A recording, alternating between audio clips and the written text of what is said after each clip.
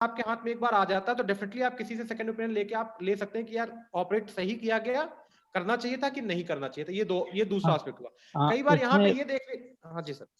नहीं, उसमें प्रोसेस का सीडी भी, मतलब गवर्नमेंट ने जो नियम बनाए हैं तो अपन तरफ से पूरा ट्रांसपेरेंट करने की कोशिश किया है। आप जितनी भी प्रोसीडिंग करते हैं उसका सीडी, मतलब आपका इको क्या है, कितना कितना छेद था, क्या था, और फिर आपने क्या क्या प्रोसेस किया है, क्या इम्प्लांट डाला है, कोई इम्प्लांट डाला है तो उसका एक्सरे, उसका फोटो और ऑपरेशन की सीडी, मतलब ये सारी चीजें रहती हैं। तो ये निकाल के मुझे लगता है कि बाद में भी किया जा सकता है, चैलेंज किया जा सकता है। सही कह रहे हैं डॉक्टर। और दूसरा एस्पेक्ट ये है सर कि यहाँ पे जो हमारे यहाँ बेसिकली कंप्लेंट आती है, तो बेसिक कंप्लेंट ये आती है कि सर हमारे बच्चे को रिक्वायर्ड थे ऑपरेशन की पर इन्होंने किया नहीं।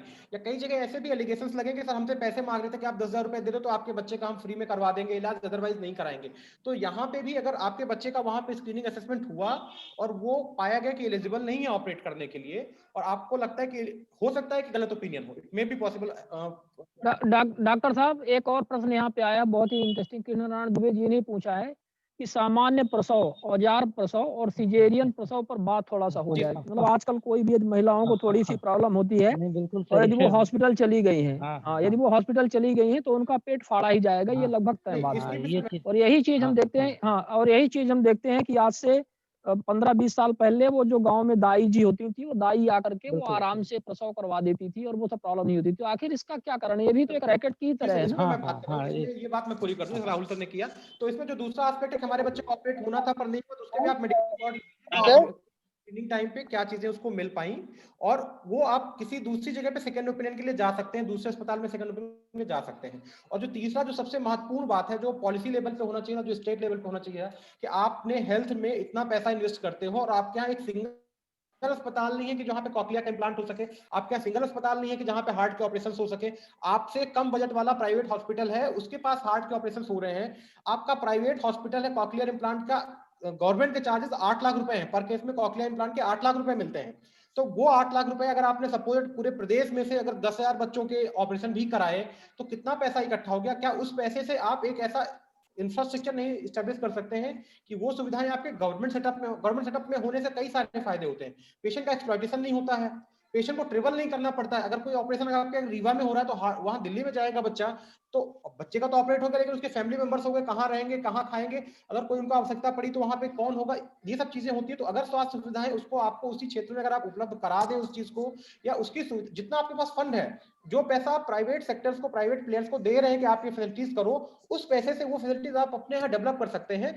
तो मुझे लगता है कि एक अपन जो एक्टिविस्ट लोग हैं इस लेवल पे भी अपन को काम करना चाहिए कि जो अगर एम्पैनलमेंट का प्रोसेस है कि आप तो लिस्ट निकालें क्या क्या प्रोसीजर करने के लिए कौन कौन से अस्पताल एम्पैनलमेंट है, और वो सुविधाएं अपने आपके अस्पतालों में, आपके यहाँ कार्डियोलॉजिस्ट है इतने प्रदेश में आप देखें तो कम से कम नहीं तो सरकारी सिस्टम में कम से कम 30 से 40 कार्डियोलॉजिस्ट होंगे, आपके यहाँ कैथ लैब्स है, सब चीजें सुविधाएं आपके पास है, पर वो लोग वहां पे काम नहीं करते, और उसी काम के लिए गवर्नमेंट अलग से पैसा अलॉट करके और प्राइवेट प्लेयर्स को इसमें करती है। तो मुझे लगता है इस पे भी काफी काम करने की जरूरत है।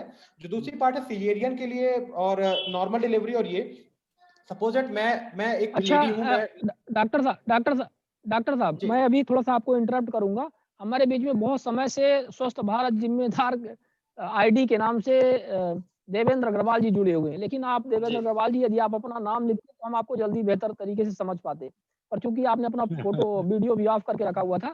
स्वागत है आपका, और अब आप इस विषय में थोड़ा सा प्रकाश डालें, फिर अपन ये जनरल डिस्कशन पे आएंगे और हर तरह से प्रश्न यहाँ पे आ रहे हैं तो उन सभी प्रश्नों का अपन एक एक करके चर्चा होगी। थोड़ा सा आप प्रकाश डालें देवेंद्र अग्रवाल जी, हेल्थ केयर में आरटीआई, हेल्थ केयर सर्विसेज में आरटीआई के विषय में। जी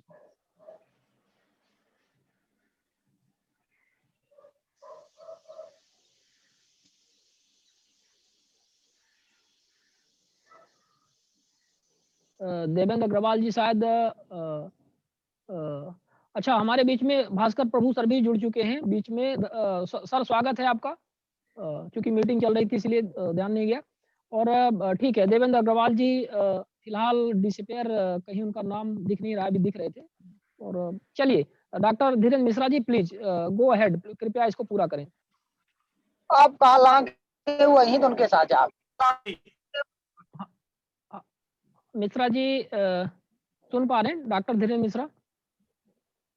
okay, so we have here child specialist doctor Santosh Singh. Sir आप थोड़ा इससे ज्यादा बेहतर प्रकाश डाल पाएंगे? हाँ जी, हाँ जी जी जी माफी चाहूंगा सर, थोड़ा सा हेलो। जी कहें सर। अच्छा। डॉक्टर साहब हाँ, देवेंद्र अग्रवाल जी जुड़ पाए हैं? हाँ जी सर। जी, नेट देवेंद्र का अग्र प्रॉब्लम हाँ, था। जी, तो ठीक है, कोई बात नहीं, चलिए ठीक है, आप पूरी कर लीजिए बात, फिर डॉक्टर डॉक्टर साहब संतोष की बात सिंह पूरी जी करने हम लौट दीजिए। के आते हैं उस प्रश्न पे। जी।